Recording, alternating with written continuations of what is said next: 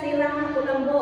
Si Raha Kulambo, gikan ni sa Indonesia, ning ani sa Pilipinas, siya mo Raha, din siya mo nakadiscover sa Limasawa. Pag-abot ni Raha Kulambo sa isla, iya unang gipangalan ang isla o Masawa. First name of the island is Masawa. Yun ang unang pangalan.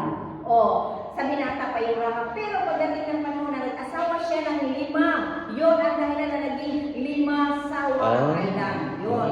O, 5 asawa. O, 5 asawa. 5 asawa mo. O. So, nakumpleto na yung 5 asawa, nagplano na sila Kulambo nga ang tibuok isla, iyang i-divide o kalima. Kada barangay, mautok ang pangalan sa iyang kada asawa, gihimuan mo balay kay ano ng mga asawa is by barangay, si Raha Kulambo lang ang mag-schedule sa every asawa. One day and one night, Monday to Friday, adto siya sa every asawa. Para na walay mag-away, walay mag-schedule sa every asawa. So, yun.